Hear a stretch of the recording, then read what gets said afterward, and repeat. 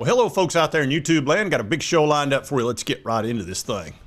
All right. Yeah, the Vols moving on from Nico. Josh Heupel speaks to that. Also, we're going to talk about Heupel versus the SEC. And SEC media days are going on right now, so there's all kinds of storylines. And obviously, the Nico situation was the biggest story in the offseason by far. It wasn't even close. I know. I was right in the middle of it. And it looks like the Vols are completely ready to move on with I think it'll be Joey Aguilar. I know we're all saying that, you know, it's a three-way competition and all that kind of stuff. I highly doubt it. I think it's Joey's team, if I had to guess. But let's not waste any time, get right on into it. And here he gets questioned about Nico, and you can hear his response. People lose quarterbacks in the portal these days, but you lost one at a unique time, at the end of spring. What had you guys done to that point in the possibility of losing a quarterback? What did you do in scramble mode? And going forward, what can programs do to prepare for that kind of unique situation? Well, ultimately, at the end of the day, it's never about who's not in your building. It's about who is in your building. And for us, you can lose a quarterback at a lot of different times, right? December transfer portal, spring transfer portal. You can lose one week one, first quarter of a ball game in your opener, and now you're on to number two, through injury, right? And so you got to have a next guy up mentality. And at the end of the day, having the right guys that want to be there, want to compete with their brothers that are inside of that locker room, building that connection, but also having the right guys in there. And at the end of the day, I'm really excited about who we have in there. The addition of Joey, who's already inside of that group, highly competitive guys that are smart, that have the physical traits to be successful. Teammates have grown to have great trust in those guys through the course of this offseason during the summer, and now it's about getting to training camp and going competing, and somebody's going to earn the opportunity to be our starting quarterback through that process. All right, so there's Josh Heupel doing his Josh Heupel thing. Now, if you've followed him for the last 4 years, he is the king of coach speak. He never gets off the rail. He always stays in his lane, and sometimes it feels a little bit like this. So you see, the puppy was like industry in that they were both lost in the woods, and nobody, especially the little boy, society, knew where to find them. Yeah, he does a little Billy Madison every now and again where you're just like, okay. He just never anything controversial comes out of his mouth. And sometimes it'd be nice if he did, especially as a content creator. It'd be nice if he did a Shane Beamer. It's kind of the story of the night. Clock was wrong the whole game. We're trying to kick an onside kick to start the second half, and we got to wait on the chain crew because they're eating a hot dog. That's the only disappointing thing about tonight. Or a Butch Jones or something, but he just never does. But he's right about that. I mean, it's the next man up. That's all you can do. It's not like you can, turn back time. You can't do a Superman. And the one positive for this, certainly for the Vols, look, they're going to circle the wagons around this guy and around this team. And it's not unlike what Michigan did with their team when they had all the Connor Stallions problems. The entire country turned against them. It's got to be America's team.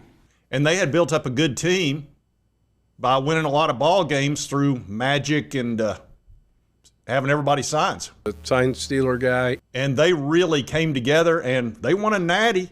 Now, whether or not they're going to get to keep that natty, we have no idea. We won't find out for probably another month or two whenever the NCAA finally decides to make a decision. They've only had a couple of years to work on it. But it will be very interesting to watch the Vols because they're going to have a ton of motivation going into this season because everybody thinks that they're going to be not very good without Nico for the most part. And this should be a very motivating situation for them. We'll see how that plays out. Now I want to take a look at Heupel versus the SEC. And this was done by Michael Bratton of that SEC podcast. Him and cousin Shane, I know y'all have watched him. He put this on X. I want to discuss this for a minute. This is all Josh Heupel's records against SEC opponents. Of course, he's had no trouble at all with Vanderbilt. Vanderbilt's going to run Tennessee after this year. And even less trouble with Kentucky. Just freaking beat Tennessee. Please, can we just stop losing to this stupid team? Missouri, he's had some nice success against Missouri. He did lose that one game. And the same situation with South Carolina. A lot of success against them except that one game. And that's the one game that I have not been happy about. That's where, I believe that South Carolina had our signs and that Connor Stallions had sent them to derail not only us, but Clemson. Allegedly. But that's what I think. But anyway, as you can see, success there. Texas A&M did get that one win. We had with Joe Milton there. Oklahoma, that was a big win for him going there on the road and beating them. That was last year. Beat LSU. That was when Hendon Hooker had that great game, him and Jalen Hyatt. Mississippi State, that was last year. Now here's a very important number, 2-2 against Alabama. He not only beat Nick Saban, he's beaten Kalen DeBoer. Darn near won 3 in a row. Joe had a 13-point lead for us in the first half, but we wound up losing that game. But beating Alabama 2 out of the last 3 years is just fantastic. They had a 15-game winning streak on us. Now, look, Alabama had huge winning streaks against virtually everybody in the league, but that's unsightly. And so Josh has really gotten us off the snide when it comes to Alabama, which is, such a blessing. Like rat poison. And he's gotten us going with Florida. Even though he's 2-2 against them, he's again won 2 out of the last 3 years. And for whatever reason, I don't know why, Florida's had our number for years and years. Even when we were better than them, we couldn't beat them. And we still haven't beaten them in the swamp since I was a child, it feels like. But he has won 2 out of the last 3 years. So that's another team that he's gotten the monkey off our back. Now here's a game, 0-1, and that was to that dadgum Lane Kiffin. And as many of you know, he was, I think it was 8 times approximately that he faked injuries in that game. And of course, that was with Hendon Hooker, and we were going fast. Now, our defense sucked that year because that was a very first season for Josh, and he had lost 30 players. Thanks a lot, Jeremy Pruitt. But Lane was it was outrageous what he did in that game. And they wound up barely winning. We threw mustard bottles at him, golf balls, anything you could find. Now, of course, we've got a history with Lane. I actually went over that. He was on my show yesterday, as you know. Said he'd never be back, but he's done that 10 times. So that's a loss that still stings. But we did do well. We, myself and you as the viewer, did something about that when we had those videos that were all about his fake injuries and all the nonsense that he was doing. And we finally got Sankey to do something about it after calling him out. I think it was 2 or 3 times in those videos that went viral. And all of a sudden, Sankey cared after 5 years of that nonsense. So while that loss stings, at least we did something about it. That's what I'm kind of trying to do with the South Carolina and the whole Michigan thing. Boy, the Michigan fans do not like me. Woo! Oh, man, they don't like me. Now Kane! Well, they're a tag team now. But you're not going to be able to do that anymore, Connor or Michigan or South Carolina. You're just not. I'm putting a stop to that one, too. Anyway, Arkansas got us last year. That was a game we should have won, but we didn't. And that's just how it is sometimes on the road in the SEC. And here's the dadgum team that Heupel just can't get over. And it's understandable. Georgia's brutal, man. They're so loaded with talent. And they've got a winning streak against everybody in the SEC just about. Occasionally somebody catches them and gets them. But it's rare. They got tons of talent. Kirby Smart's a great coach. The only problems they have down there are off the field. That's it. All that racing and nonsense, that's the one thing they got to put a stop to. But as far as football program, they're ridiculously good. I don't know if we can get them this year. It's at home. Hopefully we can finally break that curse, but that's a tough – we always have a team. I don't give a crap whether it's Philip Fulmer or Josh Heupel or whatever. We always have a team that we just can't beat for some reason. It used to be Florida back in the 90s. Then it was Alabama in the 2000s.